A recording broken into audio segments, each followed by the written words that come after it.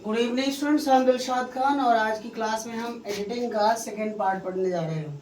ठीक है, तो अभी तक जो मैंने वीडियोस बनाया है और मैं चीज़ें बताता रहता हूँ। आज के सेंटेंस में 5 सेंटेंस होंगे, लेकिन 15 रूल्स आपको इससे रिलेटेड आपको बताऊंगा मैं। तो और बहुत सारे स्टूडेंट ने मुझसे कहा है कि सर आप जो है इंग्लिश चैप्टर के वीडियो बना दीजिए, इसे शॉर्टकट हमारे पास समझ में आ जाए कि चैप्टर क्या है, क्लास 10th के, 11th के, 12th के, 9th के। तो इन पर भी मैं काम थोड़ा कर रहा हूँ, उनका स्टडी कर रहा हूँ और किस तरह से महज 5 मिनट्स में एक चैप्टर को कंप्लीट करना है। ठीक है, 5 मिनट के अंदर मैं किसी भी चैप्टर की समराइज करके उसके पॉइंट्स करके आपको बताने की कोशिश करूँगा।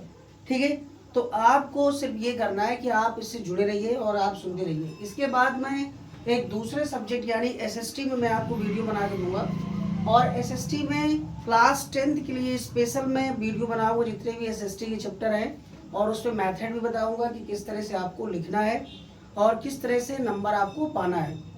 ठीक है, बहुत सारे स्टूडेंट बड़े परेशान हो, जैसे कि चैप्टर 10th में है नेशनलिज्म इन यूरोप है, इंडिया है, प्रिंट कल्चर है, डेवलपमेंट है, रिसोर्सेस है, मनी क्रेडिट है, बहुत सारे चैप्टर हैं। तो ये अलग अलग टाइप के चैप्टर्स होते हैं। ठीक है, तो इन पर मैं एक वीडियो बनाऊंगा और आपको समझाऊंगा। तो आज की क्लास में हम इनसे रिलेटेड सारी चीज़ें देखने की कोशिश कर रहे हैं कि मैं किस तरह से क्या रूल्स होंगे। ठीक है, सो यहाँ पर लिखा हुआ है कि water was vital to human health and fitness. तो देखिए यहाँ पर फिर मैं आपको बताने की कोशिश कर रहा हूं कि जितने भी आप देखिएगा अनकाउंटेबल नाउन है। क्या है? अनकाउंटेबल नाउन्स होते हैं। अनकाउंटेबल नाउन के लिए हमेशा सिंगुलर लगता है, याद रखना, ये एक रूल्स हो गया। और कभी भी अनकाउंटेबल नाउन का प्लूरल नहीं बनता है। ठीक है, लेकिन अब आप सोच के यहाँ देखेंगे, और ये जो नेचुरल चीजें होती हैं, तो नेचुरल चीजों का कभी भी पास्ट नहीं होता। तो वाटर, देखिए यहाँ पर कोई मिस्टेक नहीं, vital to human health and fitness, यानी ये पूरा इरर नहीं, इसमें कोई इरर हमको यहाँ पर है वाज में। अब आप सोच रहे हो कि वाटर के साथ तो वाज लगता है, लेकिन ये वाटर एक नेचुरल चीज है और ये हमेशा दिखाता है क्या? प्रेजेंट टेंस ही हो, इसलिए यहां पर हम लगाएंगे इज। लेटेक्स, लेटेक्स आप जानते होंगे, latex was a natural polymer found beneath the bark of the nature, bark of the nature rubber tree. ठीक है, तो देखिए यहां पर क्या है, आपने इस तरह से देखा लेटेक्स, ये भी एक चीजें जो नेचुरलिटी को दर्शाती हैं। तो अभी हमने यहाँ पर देख लिया, यहाँ क्या लिखा है? वॉज। ठीक है, लेटेक्स क्या है? लेटेक्स के साथ हमने यहाँ पर वॉज लगा हुआ है, तो क्या होना चाहिए? ठीक है, तो लेटेक्स, अब आप देखिए यहाँ पर natural polymer found beneath the bark of nature tree, यहाँ कोई मिस्टेक नहीं है बाकी सेंटेंसेस में। और यहाँ पर ये इसकी जगह में, तो ये इसकी जगह में भी हमारा क्या हो जाएगा? इज, यानी ये भी प्रेजेंट दर्शाएगा। The evil of begging is very common in to our country. ठीक है स्टूडेंट्स, आपको एडिटिंग करते हुए क्लास 10th या 9th में एक बात को याद रखिएगा कि जब भी कभी आप एडिटिंग कर रहे हो, तो एडिटिंग में सबसे बड़ी चीज जो है आपको देखना क्या है एडिटिंग में, कि आपको, मैंने कल भी बताया था, एडिटिंग में आपको देखना है वर्ब, ठीक है, प्रीपोजिशन, ठीक है, प्रीपोजिशन, मॉडल, डिटर्मिनर, ठीक है, और इसके रिलेटिव प्रोनाउन, ये सारी चीजें हमें इसमें ध्यान देना होता है। ठीक है, और अगर आपने पढ़ा होगा या आपने जरूर पढ़ा होगा कि वर्ब एग्रीमेंट क्या होता है, तो वर्ब एग्रीमेंट होता है कि वर्ब का सब्जेक्ट का वर्ब का क्या रिलेशन होता है। सब्जेक्ट अगर आपका प्लूरल है तो वर्ब आपकी प्लूरल आएगी, अगर सब्जेक्ट आपका सिंगुलर है तो सिंगुलर वर्ब आएगी।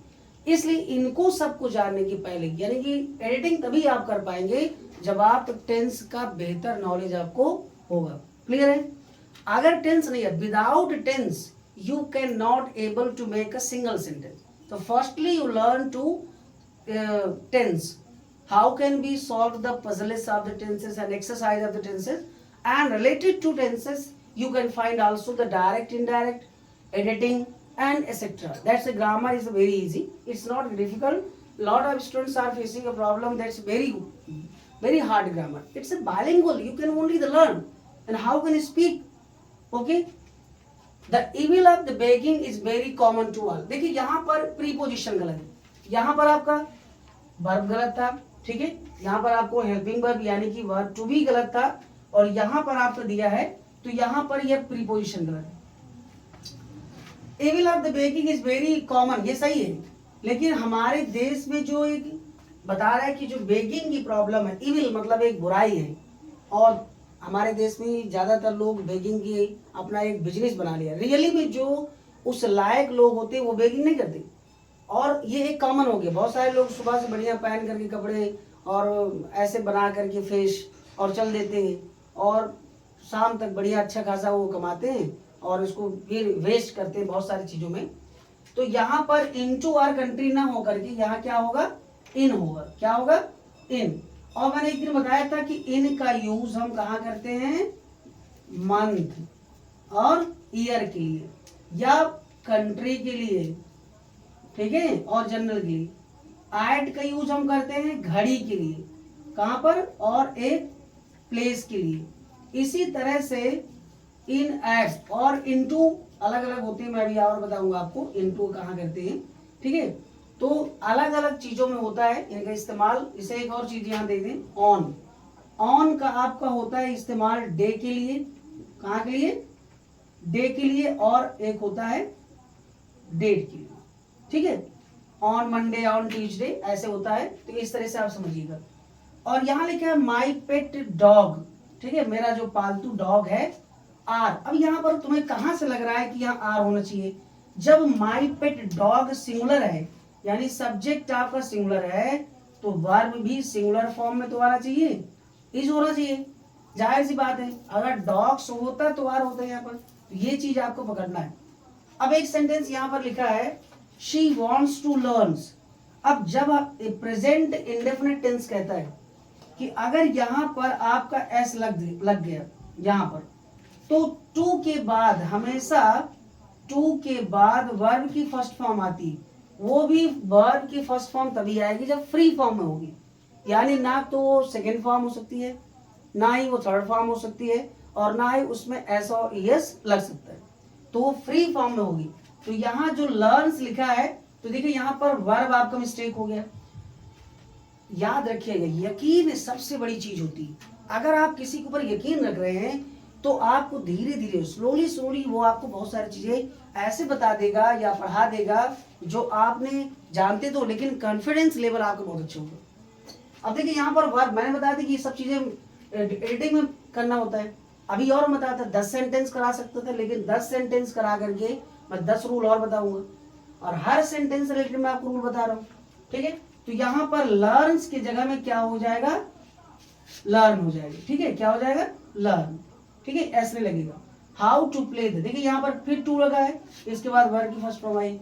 तो जो टू होता है, एक टू आपका एडवर्ब टू होता है और एक टू आपका इन्फिनिटिव होता है, ठीक है, दो टू होते हैं। यानी कि वर्ब टू प्लस वर्ब आता है, हमेशा टू के बाद जो आएगा वो वर्ब आएगा, वो भी कौन सी फॉर्म में, फर्स्ट फॉर्म में आएगा। क्लियर है। इस तरह से हम लोगों ने इनके 5 सेंटेंस रिलेटेड देखा हमने चीजें। आगे रेटिंग की क्लास में आइदर और नीदर नॉर और दो, एट, एसेट्रा, ये सब चीजों के बारे में आपको क्लास दूंगा, और किस तरह से इनका यूज करते हैं। और धीरे धीरे लगभग इसके बाद मैं ग्रामर में एक वीडियो बनाने वाला हूं, जिसमें से मैं 70 यूज ऑफ टर्म्स ग्रामर की बताऊंगा, besides, use, even if, to, बहुत सारे इस तरह से बहुत सारी चीजें, विद इन, टू, और 44 कंजक्शन इडियम के साथ पर मैं एक्सप्लेन करने वाला हूँ, ठीक है।